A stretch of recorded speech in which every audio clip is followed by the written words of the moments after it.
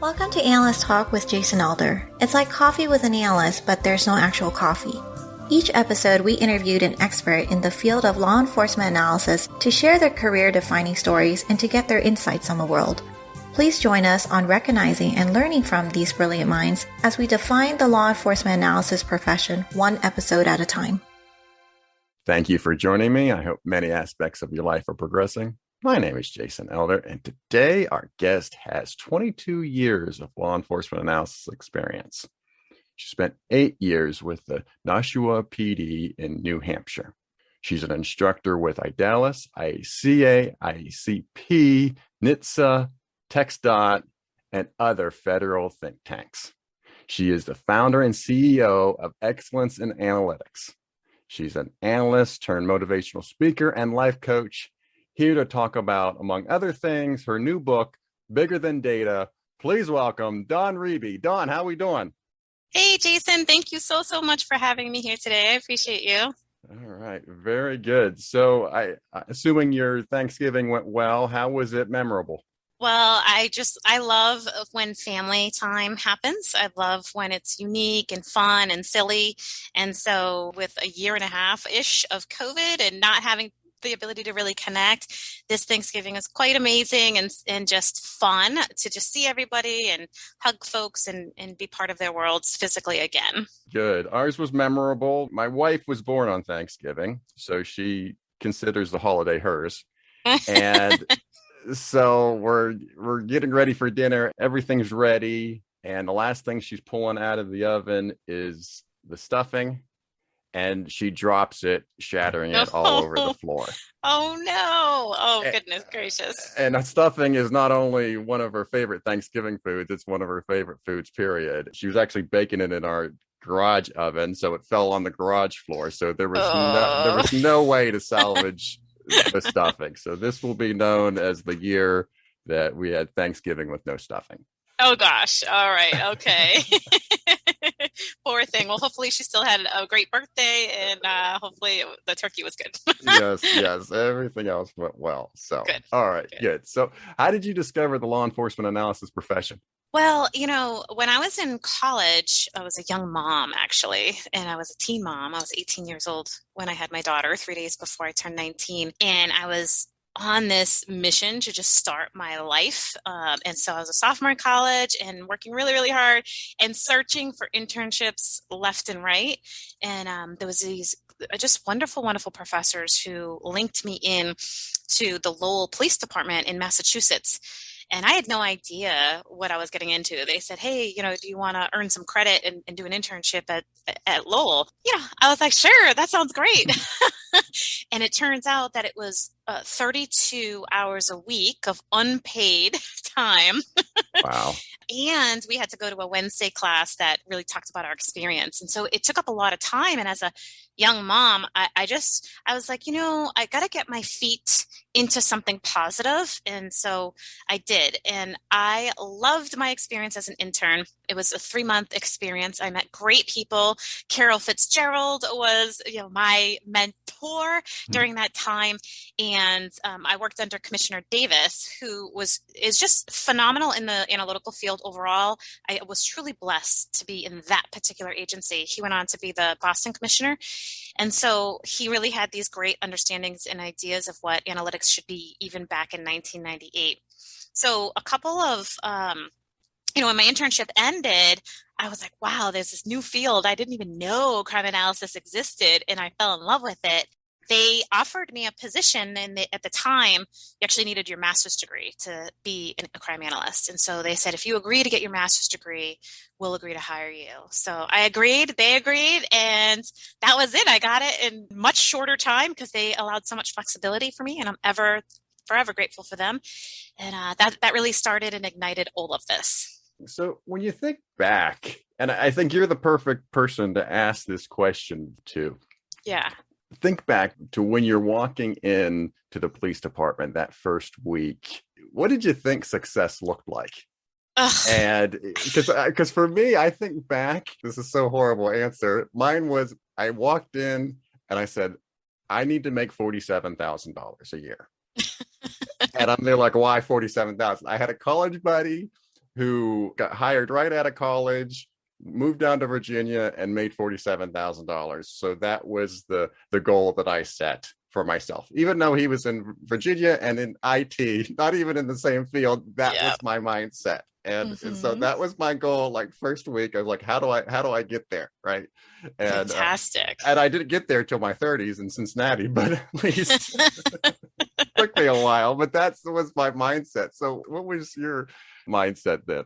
Yeah, how fun. That was not my mindset at all. Well, that's good.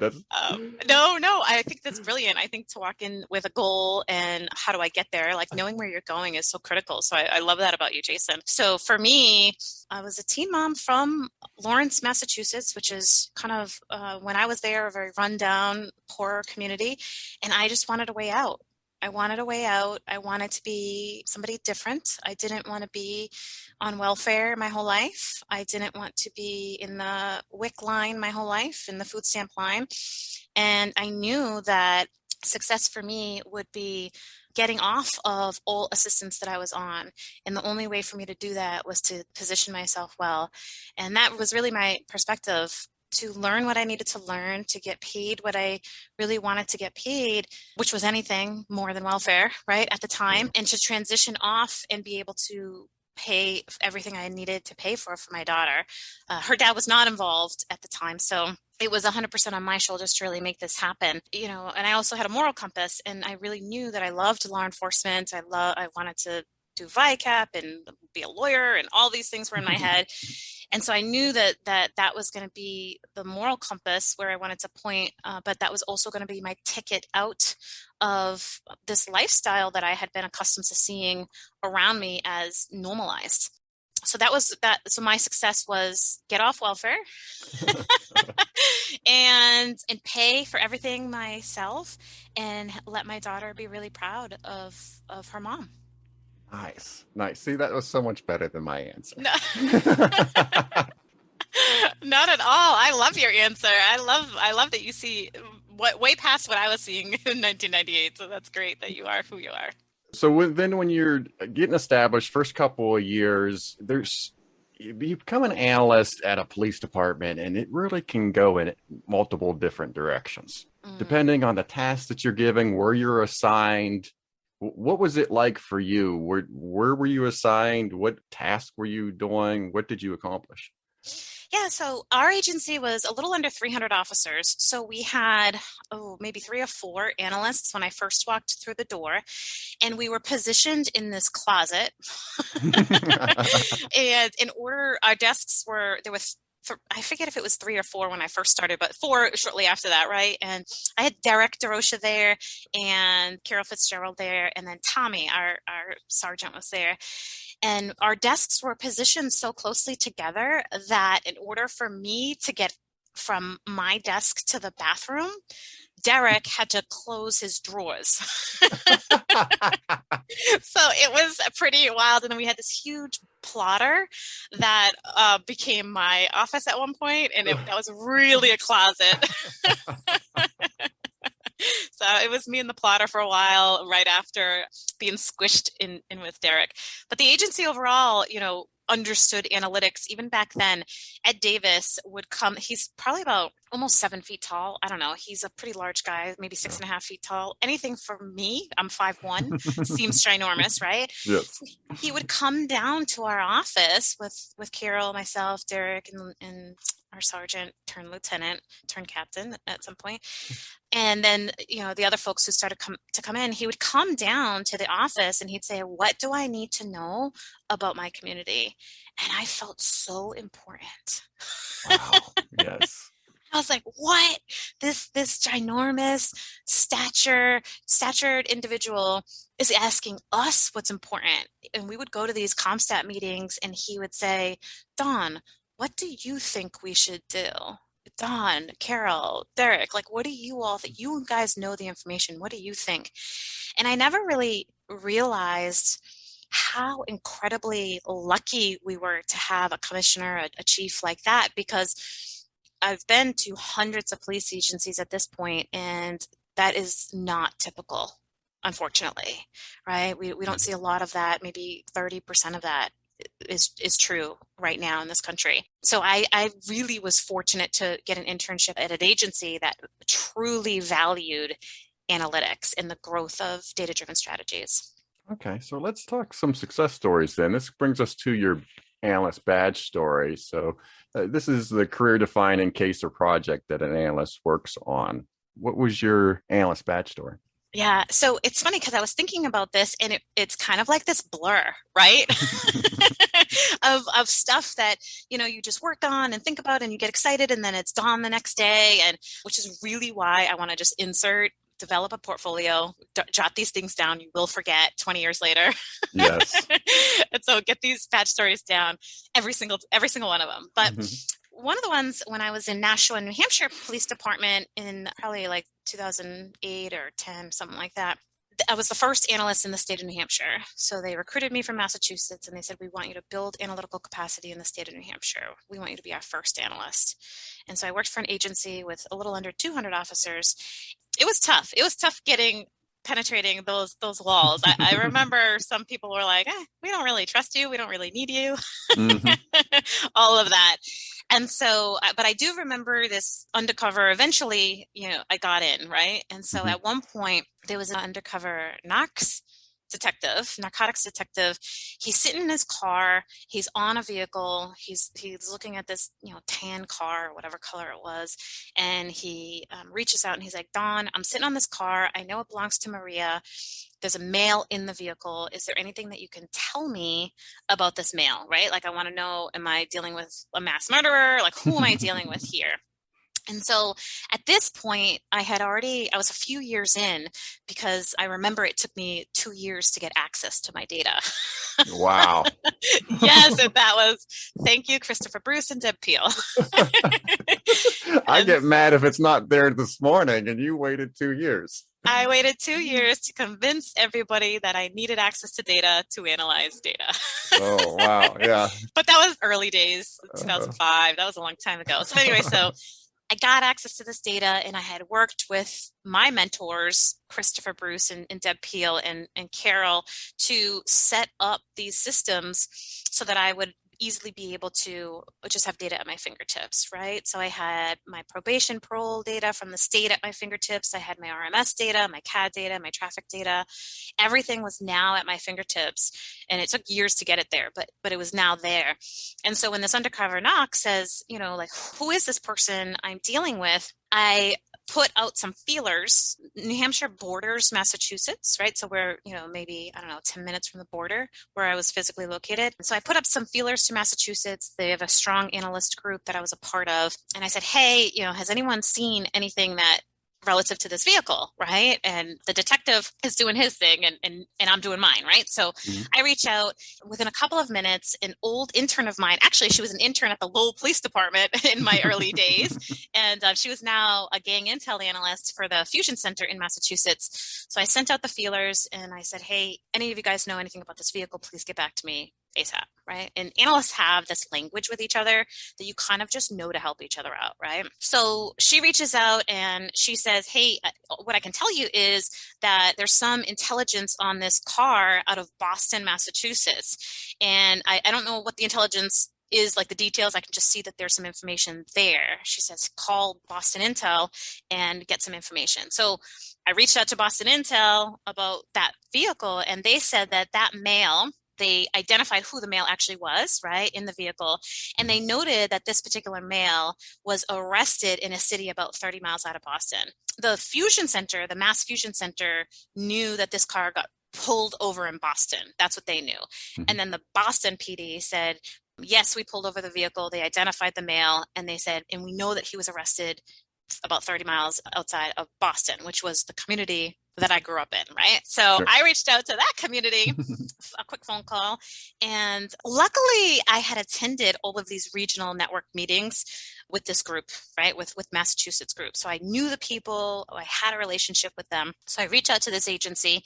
Within a couple of minutes, that analyst was able to share a photo of the guy who was arrested, confirming who he was, along with a ton of intel, not just about his arrest, but about, FIs, field interrogation reports, and similar information that maybe hadn't really reached the arrest report. And so then I was able to pull all that information together and kick it out to the undercover who's sitting on the vehicle in no time at all, right? In just a few minutes. And so he was able to really sit back and say, how did you identify this guy who's sitting in this car, Maria's car, give me a photo, give me a write-up of all of this in like 20 minutes, right? Not even, I think it was about, I don't know. It was definitely under a half hour. Maybe even 15 minutes. And I felt like a magician. I was just like, yeah, I got the pull.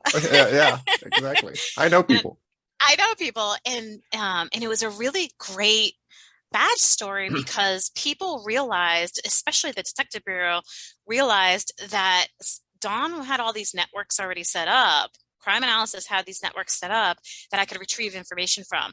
When he tried to contact the same police agencies, nobody returns his call.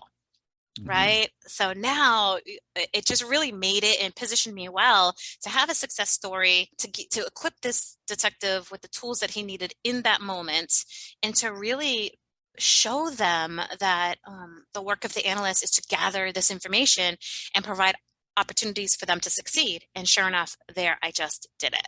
It's amazing because networking is so important. There's 18,000 police departments here in the States. Data is siloed all over the place. And it's amazing how much we talk about networking because it should be a given. And yet it seems like some analysts don't do it. And some analysts think it's a waste of time to go to some of these regional meetings and to rub elbows with different people in their jurisdiction. That was me, Jason, at one point. Yeah. My mindset at one point was, I'm so flipping busy that if you give me one more thing to do, I'm going to break, right? Yeah. I was like, I don't have time to talk to people. They talk too much. I need to get my work done. And that is a mistake. That mindset is a mistake. We can build our influence through these relationships, not only in our current agency, right, and in our current agency's needs, but far beyond that.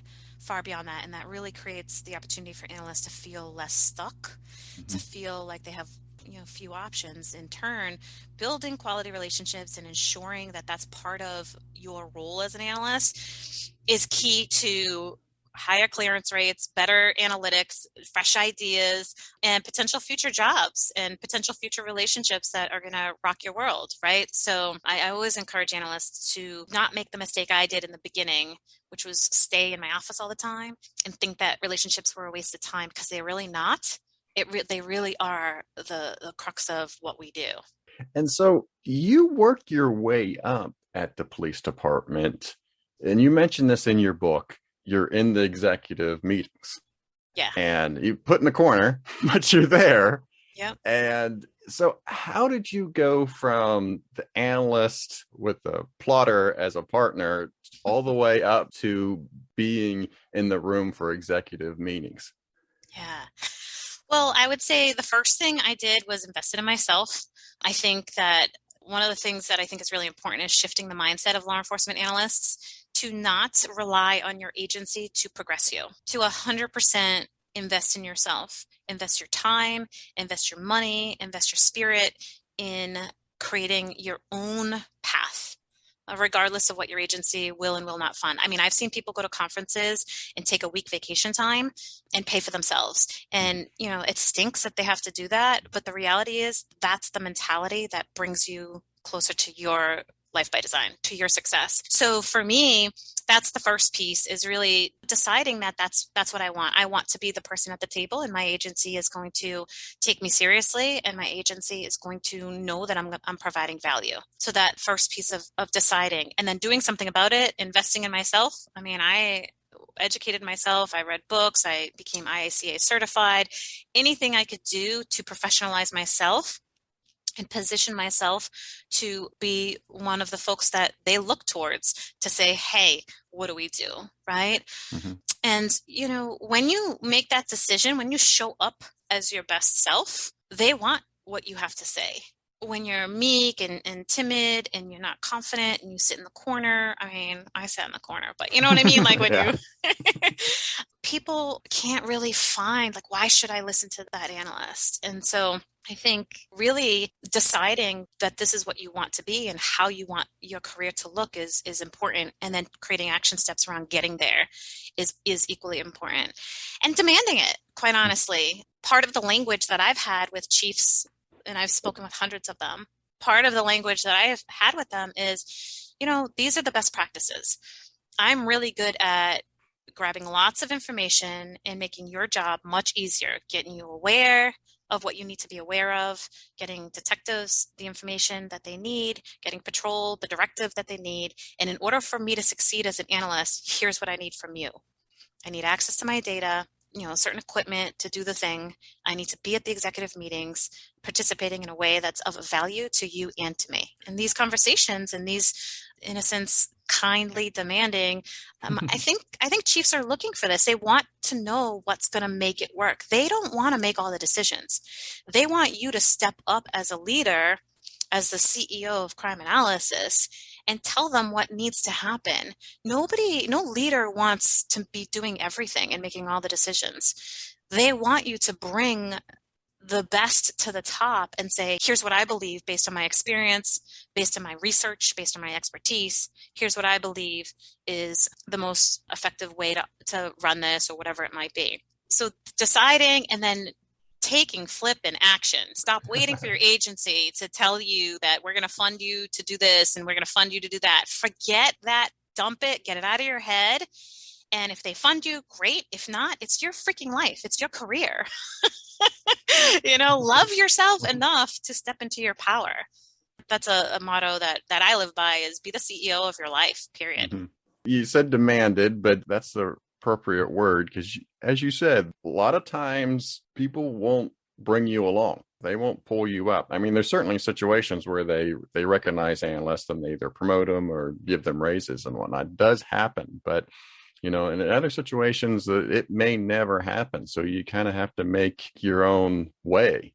Mm-hmm. And so when you're doing the sales pitch to them and you're saying, hey, I need to be in these executive meetings, that's how I'm going to be most effective. Did you also mix in the idea that, did you have to threaten to leave?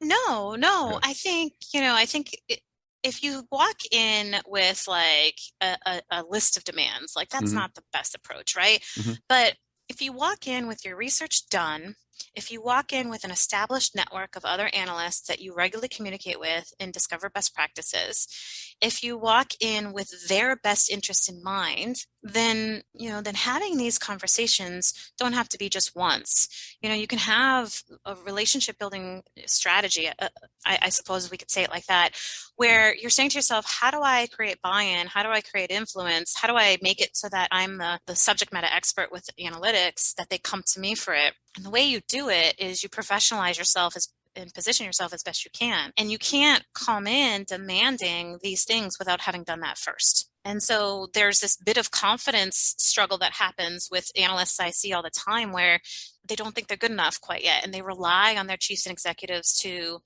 give them that confidence boost. And I encourage analysts to really find that from within by exercising these strategies, so that nobody is validating you. You are validating you. And so once that's really accomplished and you have a plan set up to really achieve that level of professionalism, that skill development, that working piece, all of that, all along you've been building relationships, you've been providing value. And now if you're not getting what you need, then you can turn around and say, this is what I need to be successful. I do remember, Jason, going into Nashua PD. So I went for my job interview, and they said, we want you to be the first person in the state of New Hampshire to build crime analysis. We want you to be that person. And I'm like, awesome, I want to be that person. And then they said, and we're going to give you $40,000 a year to do it. And I was like, so what I did, and this was, 15 years ago. So that wasn't a bad price for analysis back then, right? Yeah. In the Northeast. But I remember going back to my space and saying to myself, okay, I could say, sure, yeah, and then I'll fix this later, right? This money issue later. Or I could really get some quality language around why it's important that they understand what my vision of success is going to look like. So I sat down and I really pulled my thoughts together on paper and I practiced. And then I went to the person who was hiring me and I said, look, I understand what you want to achieve. You want to build analytical function, and I could tell you how to do that. I know how to build the systems. I know how to build the strategies. I know how to evaluate all of this. I said, but I may not be the right person for you. And they said, what? Why not? Sounds like it. Right. And I said, I might not be the best person for you because it sounds like you want to bring someone on at an entry level in terms of pay and in terms of status, right? Because they wanted to like put them under patrol or something like that. Sure. And I said, to me, best practice would really bring me in as more of a manager level because you're asking me to build something. And it would also best practice would be for me to be under the chief because of X, Y, and Z reasons. It was a smaller agency, so 200 officers, so it made sense, right? Mm-hmm. To be under the chief and to how to eliminate some of the hierarchy things that could happen or the chain of command things that could happen. And I said, so I'm happy to recommend like an earlier level analyst and train them. If you want to hire me as a consultant, I'm happy to train them for you. But if you want me, in order for this to be successful, these are the things that I really do need. And within a couple of days, they bumped up the pay over $10,000.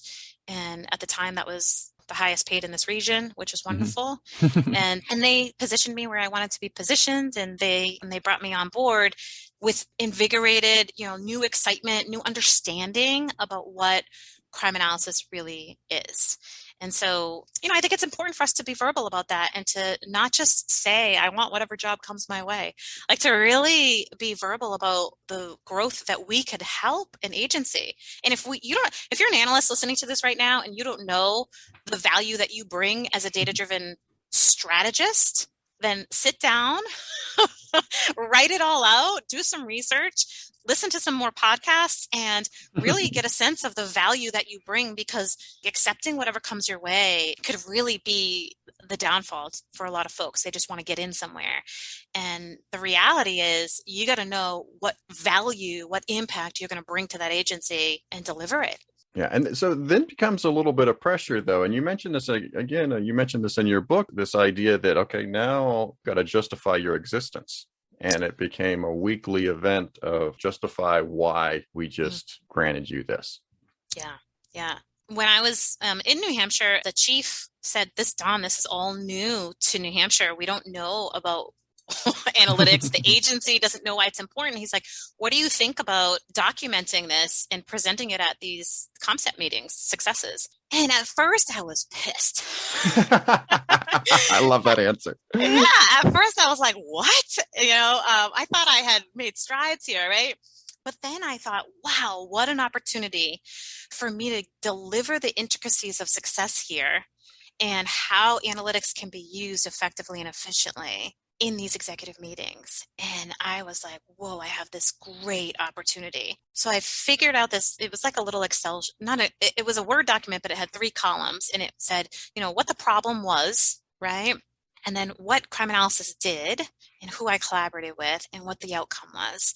So it was also a great opportunity to highlight other people who were taking advantage of analytics. So I would say something like, the problem is we have a burglary series going on and Detective Osler reached out and said, Dawn, can you tell me, have you seen any other crimes?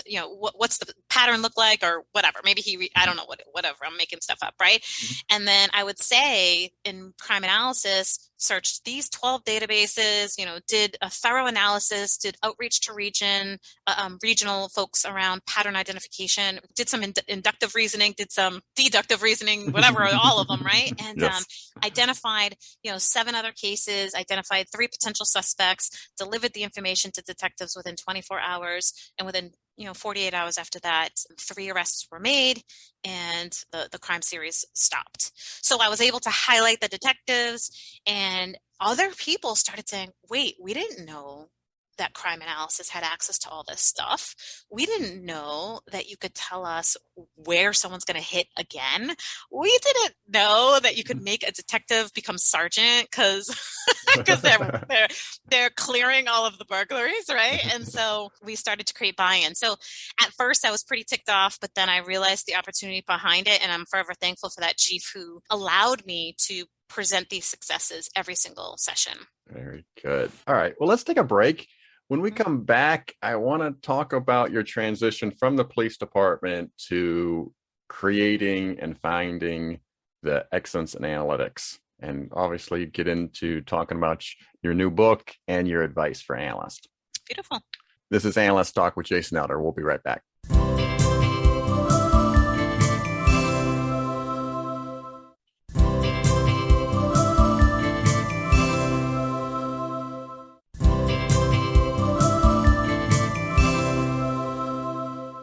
Hello, this is Bryan Gray, and my advice for analysts is don't settle for mediocrity. If you want to be happy in this career, long term, you can't be a minimalist.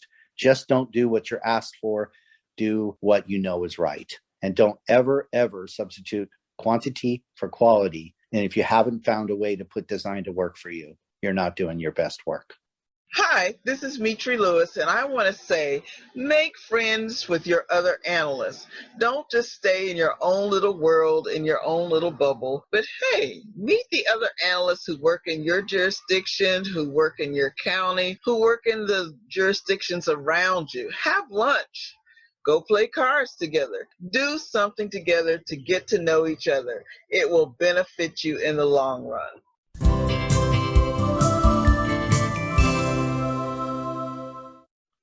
Welcome back. Dawn, I want to talk about now the moment you realized that you were leaving the police department and you were establishing your own business and you were creating excellence in analytics. Well, I want to say it was somewhere around 2013 or 11, somewhere around there. I started doing some part-time work for different government entities, right? So I started working for IACA and TxDOT, and I started working for ICP, just here and there, right? I started working for some local police agencies who were just like, we need help. We don't need a full-time person, but we just need a little help getting started. So I started taking on these little projects as side projects with TxDOT. They would fly me out to Texas. I would give a presentation that they designed, and I would help the agency, right? Mm-hmm. So build analytical capacity. And so I started doing more and more of these.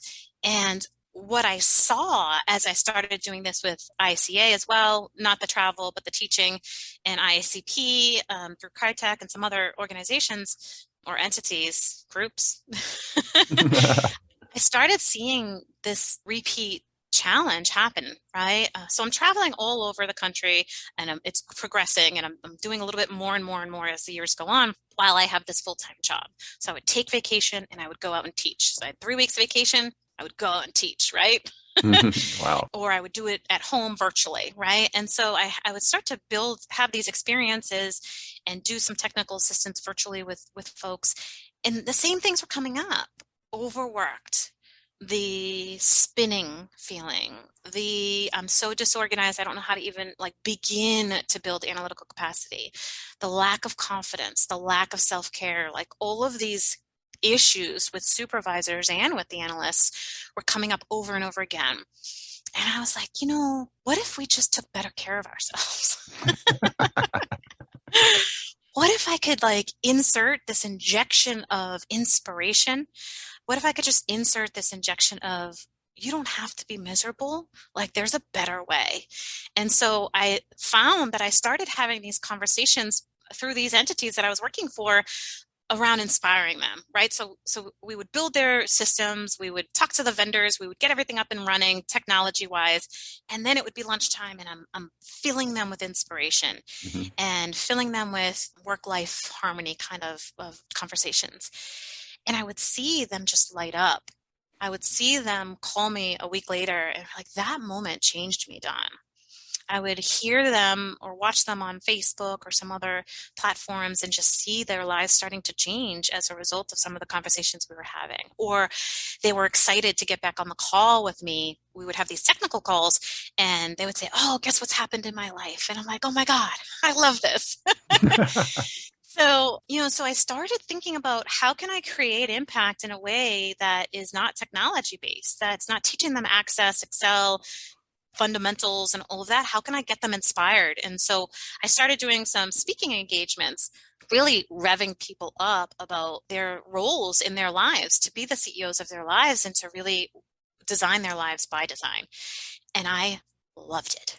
I loved it, loved it, loved it. I would have these conversations more and more, and I found that it just ignited me. It rose me up, and I'm like, you know what? I need to be out of the office doing the analytics, and I need to be doing this more and inspiring more and changing lives and shifting lives more. And so several years, of quite some time ago now, I threw out this 6-week mind reset program for analysts. And I think I did it for like $500 for 6 weeks of one-on-one coaching and a ton of materials of like templates and all kinds of stuff, right? And I had 6 people join on. It was a summer program. And I was like, change your life, right? And I was like, I don't know if this is going to work, but I feel something drawing me to changing people's lives in this way. With these folks, I saw them go from overwhelm, crying, just feeling undervalued, feeling not respected, to like a massive change in just a few weeks. And I was like blown away. And I knew I needed to do this much, much more. So I left my full-time job full-time. I left it. Yeah. I was like, see you later, alligator. And it was pretty scary. I started really getting into wellness and body optimization and how to really optimize like the physical body and the emotional body and still be excellent in our work environments, right? I knew how to make people excellent in analytics, right? Which is how I came up with the name. I knew how to make them have systems. I knew how to help them build confidence and, what they should really be doing as an analyst, whatever size agency they're in. I knew that from all my experience with BJA, Analyst, IACP, TechSought, and everyone else, right? And so I wanted to really create some tools for them to be successful in their personal life too.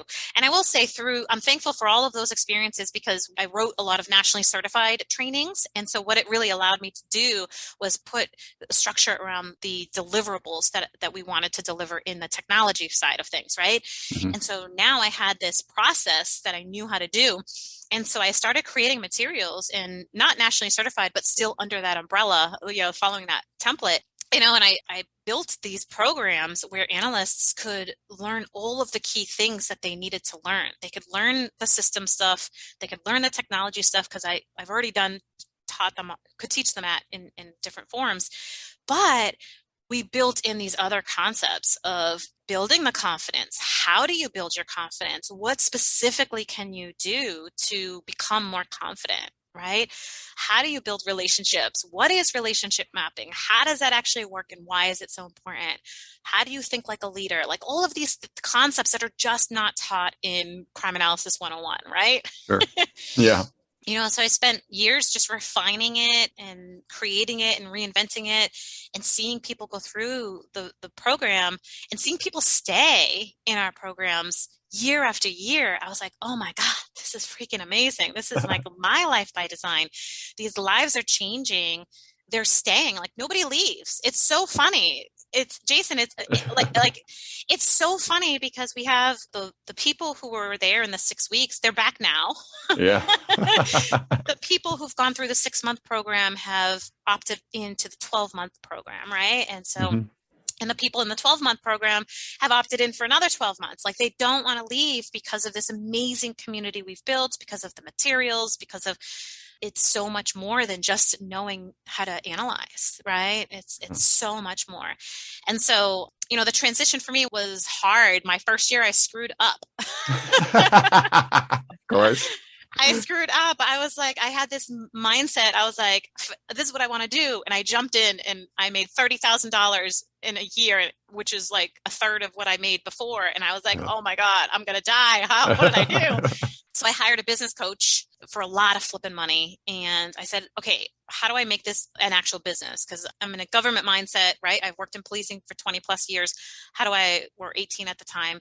And so I said, how do I make this into a business? And so I just continued to hire coaches to help me create the business model that I wanted. And I don't think I've ever lived life since then without a coach. I think I've had some kind of coach in my life for the last like 8 or 10 years. Right. And, and I'm still learning and I'm still growing. And I have a coach right now. We have a session in 2 weeks. So I can't wait. So I think the transition for me, like I knew something bigger was calling me, and I get reminded of that something bigger every coaching call I'm on, every success that I see are people walking through, every milestone that they're reaching. We had an incredible coaching session last night where the topic was confidence. And we asked the question, like, what are you amazing at? And it was dead silent. I'm like, what? Right? And by the end of this group coaching session, we asked the same question, what are you amazing at? And people were just like, you know what else I'm flipping amazing at? This. And you know what else I can do? This. And it was like this burst of confidence, this burst of energy, and lives were changing. Tears were falling. And you have all these analysts now knowing exactly what they're amazing at. So it's been quite an evolution. We've built on a supervisor component. They have different challenges than analysts have. So we have a supervisor portion and version of what we do as well. So it's been a work in progress. And I'm thankful for all of it. And I'm thankful for my coaches. And I'm thankful for, believing in something and jumping and taking a risk and doing the thing. Yeah, the risk portion is what I was just thinking about too, because I don't know if you have real growth without risk. Mm-hmm. And you talked about risk and you talked about the idea of failure. Mm-hmm. And I think the fear of failure is what cripples many of us. I'm in that same boat as well. So I'm not throwing stones in a glass house kind of thing. Mm-hmm. But for you, I admire what you did. You talked about the first year being really rough. And I think your mindset was, and you can correct me if I'm wrong, it's not what training or product I need. It's what person can help me. Mm-hmm. And there's a distinction there. I think with you reaching out to your life coaches and having that relationship and having them talk through and customizing your particular situation instead of buying something that's off the shelf or some kind of knowledge or book or anything like that, I think that was key to your success. Absolutely. So there's two important things that you're talking about here, the fear of failure and the coach piece. With the coach piece, I am a huge reader, right? I read and read and read, but there's only so much that books can get you. There's only so far that they can get you. It's the application, it's the customization, it's the different set of binoculars, right? That you can see through. And so yes, hiring a coach, to me, I paid $6,000 for my first coach, and I cried. I was like, oh my God, what did I just do? Like, this is crazy. And, and since I hired that $6,000 coach, I've never, ever been under 6 figures. And so I'm like, okay, so who's my next coach? What level do I want to get to? And so we don't see it sometimes, right? We don't see the value until we get to the other side. And now that I know what the value is at the other side, I jump on the right coach. I mean, it can't be any coach. It has to be the right coach. And so I don't live my life without a coach now at all. I mean, why? Why make your journey harder? Invest in yourself so that you can accelerate and get the results that you want faster. Do your research, find the right coach, but invest in yourself so that you can get there faster, whether it's meal planning, whether it's health and wellness, whether it's analytics, whether it's being a leader, like whatever it is that your goal is. For me, it was understanding business, which was not something I understood before I built my own business, right? I was a consultant. That was it. The government paid me. I was a consultant. I got paid, right? That was the end of that. But I didn't understand how to hire people.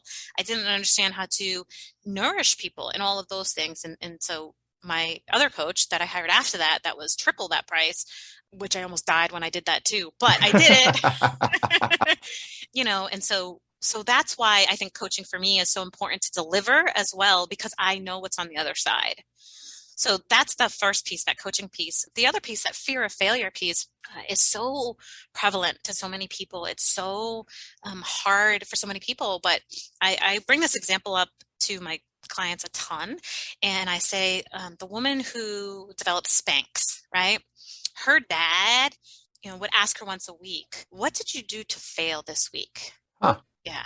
What did you do to fail this week? Because if you didn't fail, whatever you tried was not big enough.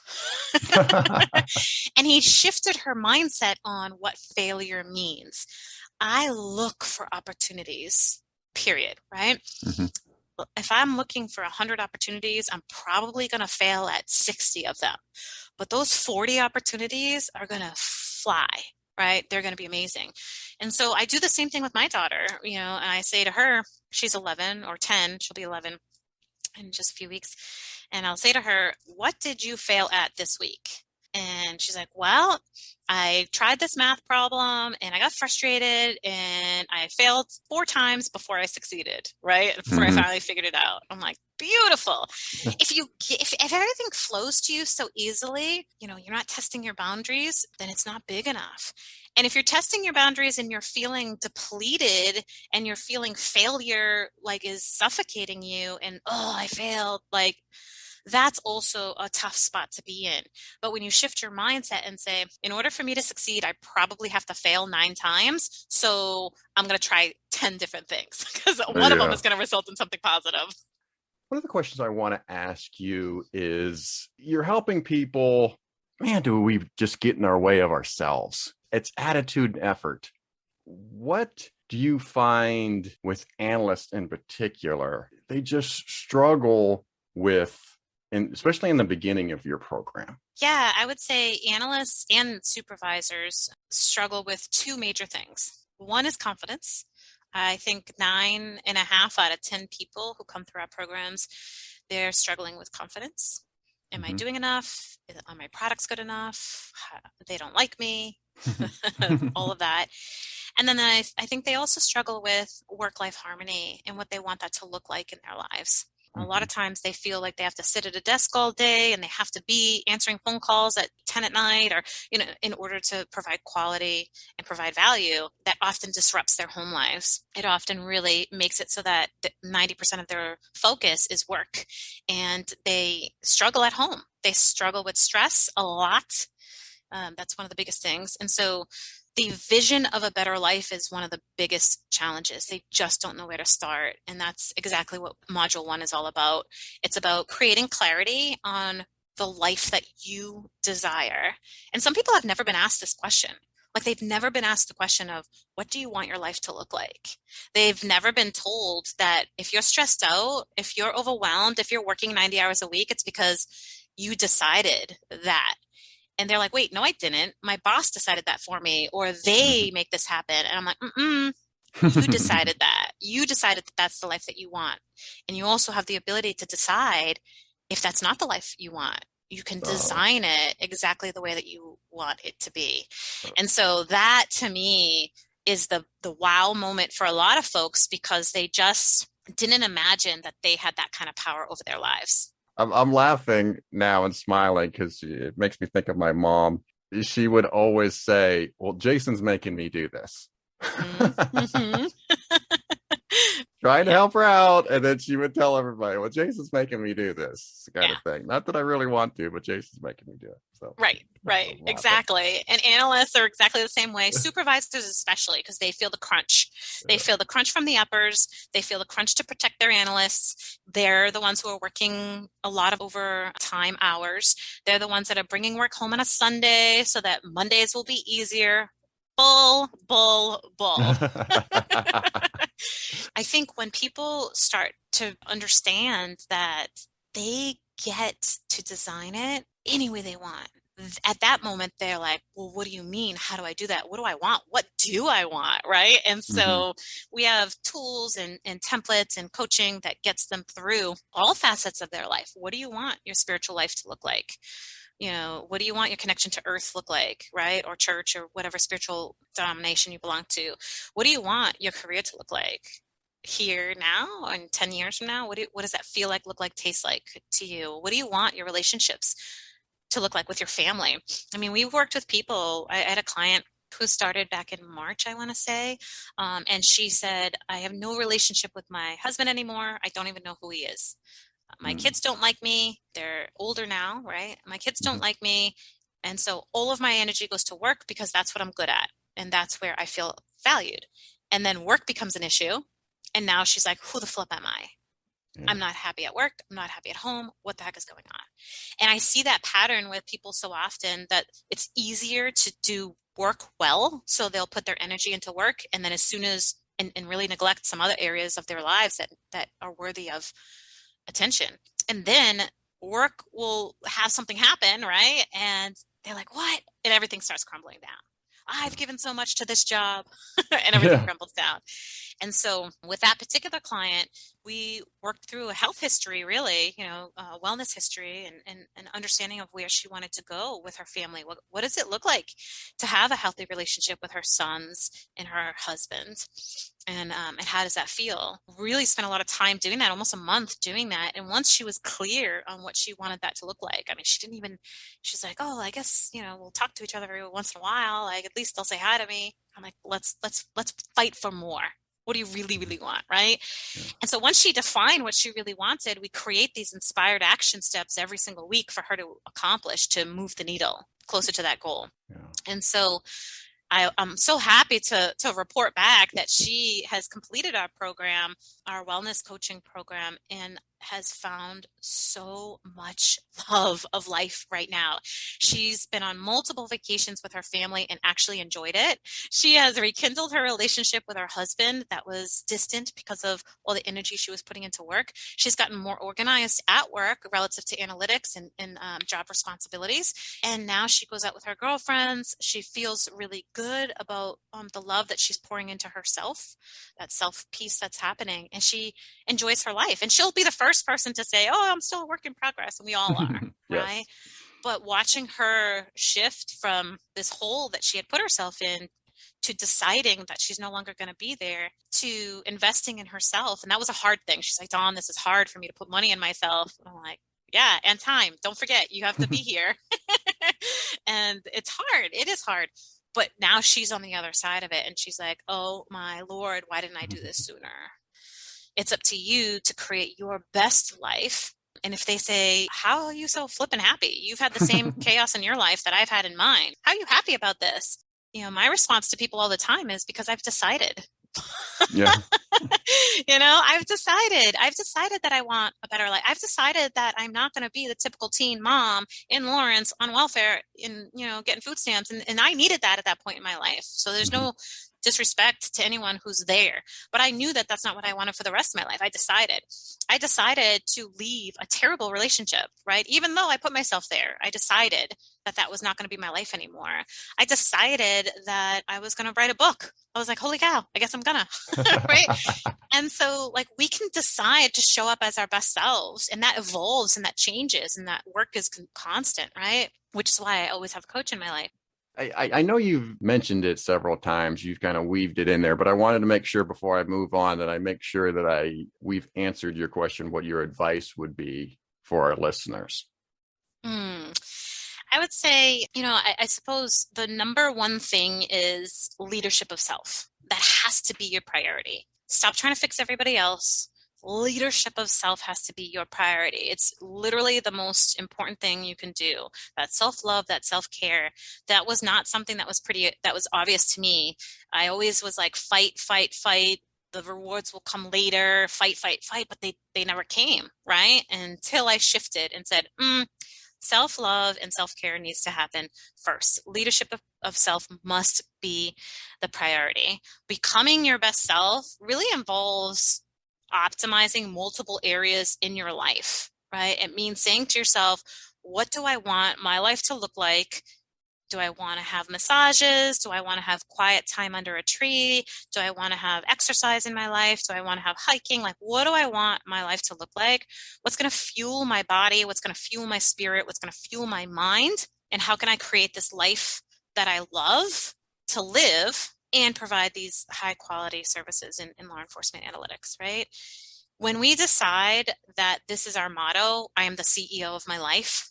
When we decide that that's the motto, then we are knowing that we come first, and it's not selfish. It is a way of life. When you're on an airplane, you do not put the mask on the person next to you first. In order for you to deliver your best self, your best services, you have to put the mask on yourself first. And what that means for me is it means yoga. I actually broke my back at one point, and it means that when I don't do yoga, when I don't stretch out, when I put on extra weight, it hurts. It hurts my back. And then I'm cranky, right? Yeah.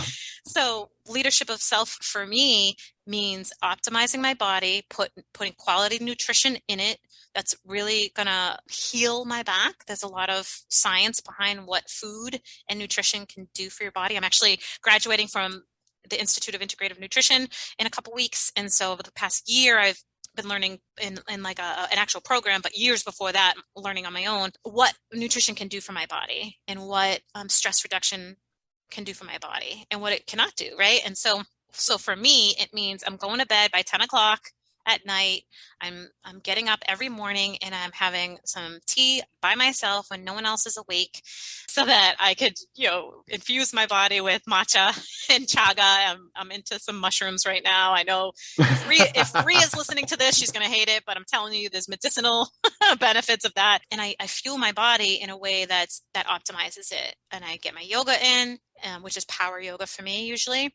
And I know that sets me up for success. I look at my day and I say to myself, how can I optimize myself? How can I be intentional about, success today? And I define my 3 things that I want to achieve that day. So when I do this, when I put myself first, when I, have my tea, when I go to bed early for some people, when I say no, when I create quality boundaries, when I put into my schedule. So here's a quick tip. So if you're trying to figure out leadership of self, every Friday, I write out my schedule of goals for the next week. So I have my big picture goals that I want to achieve. And every week I write out my small goals that are going to lead me to those bigger ones, right? So the first thing that goes into my schedule is leadership of self. So yoga is in there for the week, period, like every day. It's just in there. And then I start building in these other things into my schedule. What hike do I want to go on? What massage do I want to get? What friends do I want to connect with? What books do I want to read? And I build that into my schedule first. That's leadership of self as a priority. And I don't negotiate those things. That's my time. And then I build in all the work assignments and all the laundry and all the different things that have to happen. But that would be my number one advice for analysts. Hold leadership of self as your top priority. Good. Well, this leads us to your book, which we've buried that lead long enough. Yeah. And bigger than data, when did you decide to write the book and how long did it take you? So that's a great question, because for years I was just collecting these stories. I was writing. I'm like, oh, someday. And there's, Jason, where my fear came in, like, who am I to write a book, right? So I was just collecting these stories and kind of things that would come into my mind. I would keep it in this Word document and I would just type it up and no grammar, no connect, like nothing professional. I would just like kind of throw these ideas in here and I printed them out and I put them in this little folder.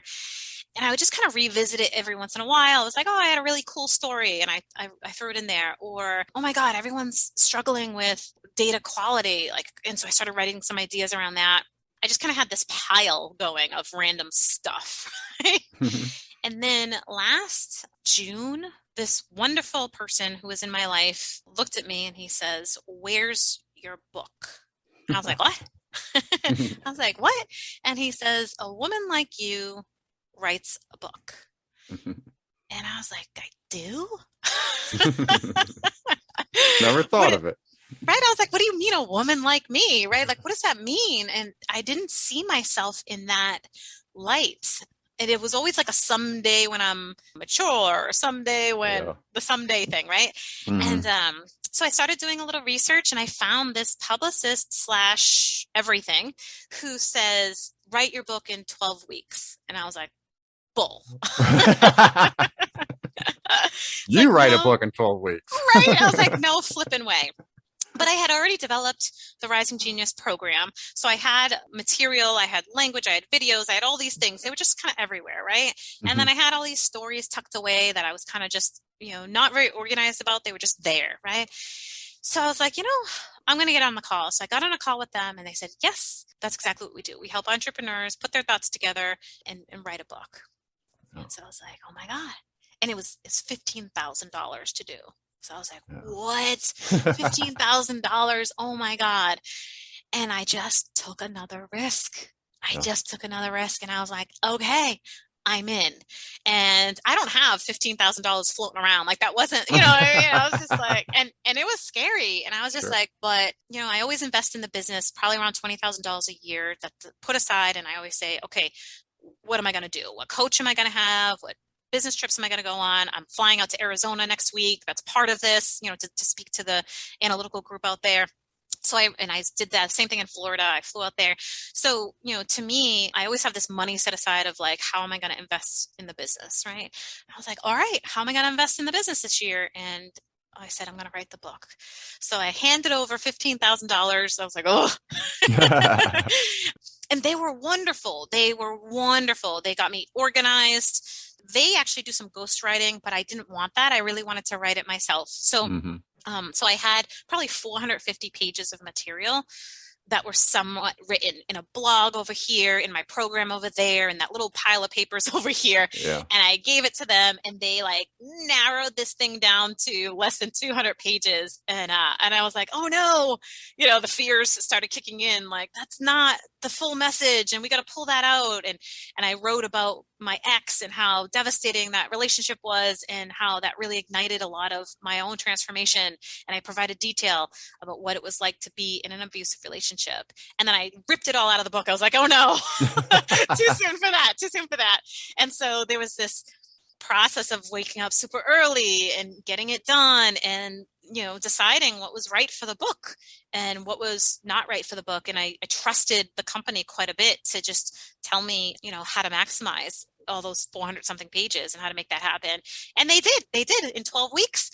We did it. We pulled it all together. I don't flipping know how, but we did. And then we came out with this book. And I have to say, Jason, it was like a whirlwind. I'm so thankful for the connections that I had built throughout the years, because I was really able to say, hey, I'm on this new adventure. I wrote this book, and I think that if we get it into the hands of analysts, it could really change their lives. The concepts in it have changed the lives of so many analysts and supervisors who are in our programs right now. And this is just a snippet of it, but I feel like it could change their lives. And I said, we're having a big launch in October. I want this to get in as many hands as possible. All of these people who had been in my life at one point or another just came together. I was so thankful. They just came together, and they bought the book, and they, you know, shared it with other people. I had chiefs saying, can I buy 20 because I want to give them to my analysts as a gift of their value. I want to help nourish their hearts and their souls and their analytical capacity and their wellness all in one. I'm like, perfect. That's what the book does.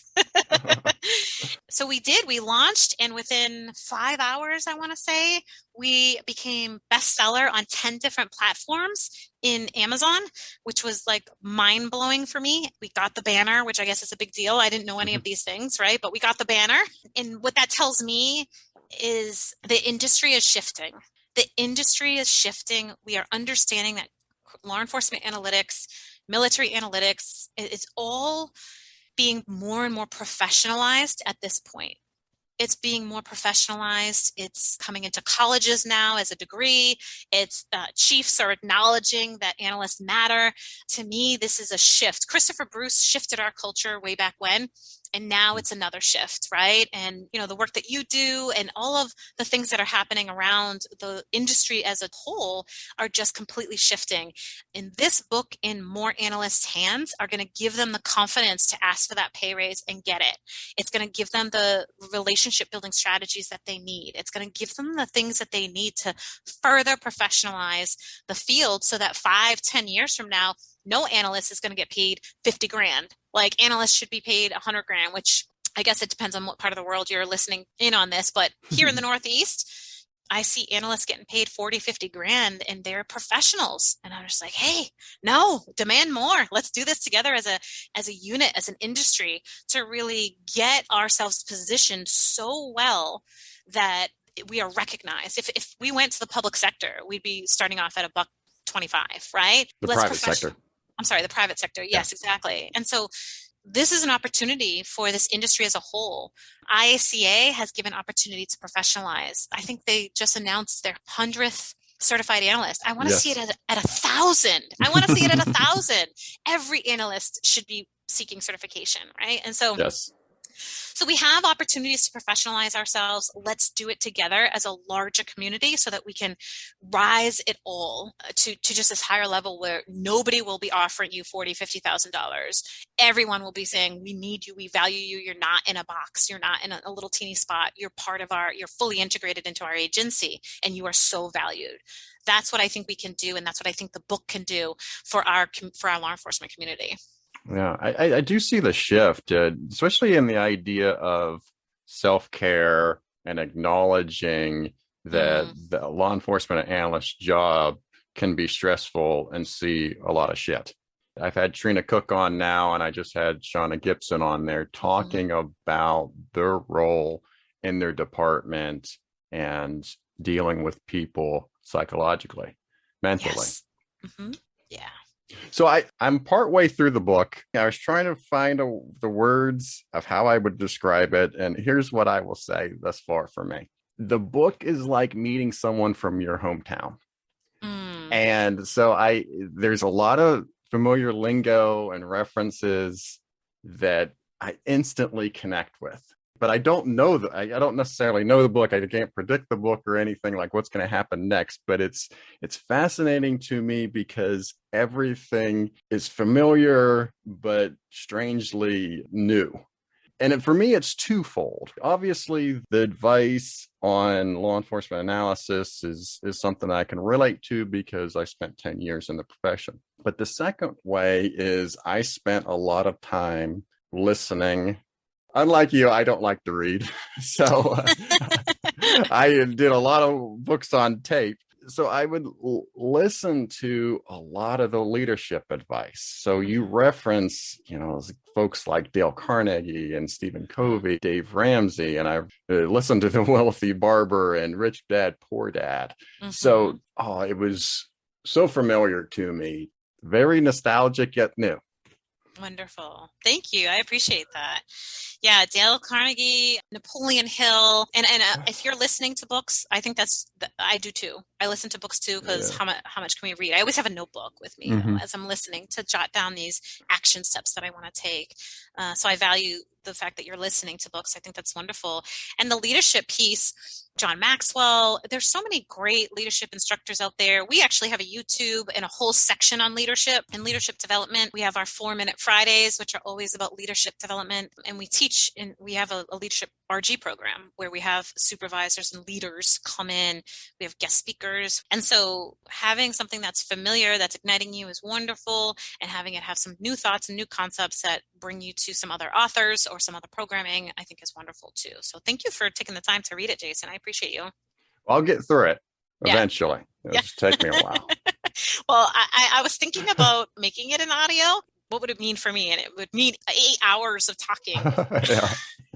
So maybe I'll do that on my computer instead of with a publicist to just make it available. So folks like you and me, I enjoy the listening part of it too. There's some great podcasts on leadership as well that I personally listen to. I love Lewis Howes. So if you're looking for new folks, a library of people, I'm happy to help. Yes. Very good. And I do recommend it on the Kindle, which is fantastic because you do put hyperlinks in the text to more information. And so that's very helpful. As I'm reading in the Kindle, I can tap that and download the PDF, the extra documents that you put into the book. And it's funny because I am not an ebook reader at all. So kudos to you. I need a marker. I need a pen. I'm scribbling in the books. So I applaud you for reading online. And yes, there's a ton of links in there. We have a program website that lists all of our programs, as well as a bunch of free downloads that are directly from the book. So analyst mantras, what that portfolio is, or how to develop your own portfolio. We even provide you with a template that you can just download and use as your own portfolio. And there's, maybe a dozen free resources in there for analysts. And it's just scratching the surface. In our actual program, we give you ComStat templates. We give you annual report templates. We give you all kinds of different templates that make your life a lot easier too. Obviously, I highly recommend the book to our listeners, and we'll put links in the show notes how you can get access to the book and get access to Dawn's program. Appreciate that. Thank you.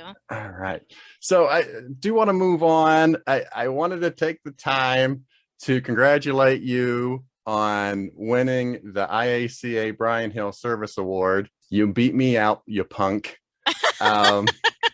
Thank you. I will say I was scared. I was like, oh my gosh, this is Jason. He's amazing. I think next year you own this. Well, I'll geez, vote for you. I made them this wonderful montage of his career to play out. I flew out to make sure that I got there right before the awards, and then they don't give it to me. But that's just the bitterness talking. Well, I will say, if I can pause us for a moment here, when I think about the leaders in industry, when I think about the Deb Peels and the Christopher Bruces, I think about you. I think about you spending your time, your energy, collecting people, having these interviews, this podcast. And I see you as one of the movers, one of the shifters in our law enforcement analytical culture. And so regardless of the award recipient, I think that you are well deserving of this and many other rewards, Jason. The work you do is so valuable. Thank you for saying that. It's funny. And I don't know if I don't think I'm alone in this. But right then and there, I started to get cringy. When you started talking positive about me, and I started to cringe a little bit and become uncomfortable. And it was funny. We had an award ceremony at work a couple weeks back, and one of my coworkers won an award, and our manager talked about him for probably like 2 or 3 minutes. But to me, it was uncomfortable, and it was way too long, even though it was only 2 or 3 minutes. And I thought, well, if I ever win that, I want you to talk about 30 seconds. Give me, whatever it is, I'm uncomfortable with you talking positive about me. I mean, so that's just good stuff. Like, then you got to be comfortable talking about the bad stuff. And that gets me to my next question with you, is just that you bring up stuff in the book that is obviously uncomfortable. Yeah. And stuff that's really hard to talk about. And you talked about the idea of being a perfectionist, getting over that idea and letting people know that you're not perfect. I think it's so easy for us to point out what we're not good at, right? It's harder for us to identify with what value we bring to the table because we feel like, oh, we're bragging, or we feel like, whatever it might be. But when we own what value we bring, we're not relying on anyone else, and we're not selfish or egocentric or any of that. We're defining the value that we're bringing so that we can bring it more. Right. And so we do get uncomfortable in the book. I definitely had issues with being a perfectionist. I mean, I was the person from the beginning of this conversation that had to be perfect. I had already gotten pregnant as a sophomore in college. I had already, I could never be the person. They're like, oh, we knew it. She was just going to be, a loser. I was so set on being perfect and doing nothing wrong that it stumped my growth, quite honestly, because if I was able to, fully express the fears, fully express the successes, and fully express the challenges in an articulate way, and in a way that invited people to hear and to help, then I probably would have seen more joy earlier. It is challenging for people to highlight themselves. And that's why I really encourage analysts to take every opportunity they have to highlight the analyst next to them and the supervisor next to them, because it is something that we truly struggle with. I talked a little bit about our session the other night on confidence, or last night on confidence in our group, when I said, what value do you bring? What are you amazing at? And this one woman just started bawling her eyes out because she had let the noise in of what other people were telling her was wrong with her. And that's a sad place to be. Luckily, our group corralled, and we were able to really articulate well what she was amazing at. And she walked away like flying, right? Flying high. But I think this is a practice that analysts really need to get into. That's why I started that portfolio piece, to really highlight and get used to articulating what we're good at. Bringing us back to that story about that chief who said, prove yourself. I was like, what? Then I wanted to just highlight everybody else, but I had to really reel it in and say, Dawn, here's an opportunity for you to educate people on the value that you do bring, and get that buy-in and that influence that you're looking for. So let's maximize this opportunity. And I think the same is true for you, Jason. It can feel weird and awkward in the beginning to reveal any of these vulnerabilities, right? Mm-hmm. But it is really important that we are so clear on what we deliver, because then we can focus on where the gaps exist. But if we're only focused on the gaps, that really depletes us as a human, right? And that leaves us stuck in certain mindsets and really certain habits that are not leading us to our best lives. So yes, it feels uncomfortable for two to 3 minutes of somebody telling you how amazing you are, right? Yes. And so I think about what these conversations of recognition, you need it, Jason. You need this too. I need this sometimes because, man, I take a lot of risks and I fall on my face. And there's a lot of people who could be like, oh, I hate this chick. Like, who is she? I hate her voice. I hate everything about her. Right. And that's okay. Like, those things happen. But I think we do need to remind ourselves of what we are incredible at so that we can become more incredible, right, at that and clearly identify the gaps and not just see ourselves as deficient. So what's next for Dawn Reeby? Well, I will say I'm considering book 2 and 3 right now. Sequels. One for supervisors. And then in analytics, I teach a supervisor class through IACA. And we have our leadership program. And it's really for all industry, social sector industry, not just law enforcement on the leadership level. So I want to grow that. I really think that there's so much value to teaching the stepping stones to those leadership opportunities and the leadership core characteristics of the leadership of life as well. So for me, next steps, I want to grow this business. I want to hire more coaches. I hired my 5th person and I'm so happy and excited. I want to hire 10 more people. I want to have this company, Excellence in Analytics. I want it to really be positioned so that, chiefs are calling us up more than they are right now and saying, Dawn, who can you send me? If they go through your program, we know that they're well-rounded, that they're, contributors, and supervisors too. Like, I want supervisors knowing that this is where you learn how to be that amazing leader that you want to be. And I feel very fortunate of where we are right now, but I want BJA, I want Crytek, I want IACP, I want other folks to understand the bigger picture of it all and to offer these opportunities at a federal level. And so that's really where we're going. So if you know of any great coaches out there, I would love to have more people on our team serving the analytical community, the law enforcement community, and the fire EMS community as well. And it fills my heart to see it unfold. It fills my heart to look at these coaches that we do have and know that their lives are better. And I want more. I want more of that, Jason. I want so much more. I want more energy around analytics. I want more money for our analysts. I want more prestige for our analysts. What's next for Dawn? Oh gosh, this is like all of it. All of it is next. It's next for Dawn. It's next for the analytical community. It's happening. It's happening right now. So that's what's next for me. Excellent. All right. Well, our last segment of the show is Words to the World. And this is where I give the guest the last word, and you can promote any idea that you wish. Dawn, what are your words to the world? Be the CEO of your life. Be the CEO of your life. Decide what you really, really want. I mean, what you really want is where you are right now, where you want to be, right? And if not, where do you want to be? How do you want to feel? What do you want to do right now? Who do you want to be? Don't have to struggle with a lack of self-care or boundaries or a stressful lifestyle. You can absolutely be the best version of yourself. You just have to decide that you are the CEO of your life. Very good. Well, I leave every guest with you've given me just enough to talk bad about you later. Wonderful. But I do appreciate you being on the show, Dawn. Thank you so much, and you be safe. Thank you, Jason. I appreciate you. Thank you for joining us today on Analyst Talk with Jason Elder. We hope you not only enjoyed the show, but also learned something new. For more information on our guests and information relating to today's topic, please visit our website at leapodcast.com. Special thanks to The Rough and Tumble for our theme song. For more of their music, you can visit their website at theroughandtumble.com. Also thanks to Kyle McMullen for our show logo. For more of his design, please visit his website at moderntype.com. The show is hosted, recorded, and edited by Jason Elder and written by me, Mindy. You can contact us both via the LEA podcast website. Please join us again next time as we interview another expert in this great field.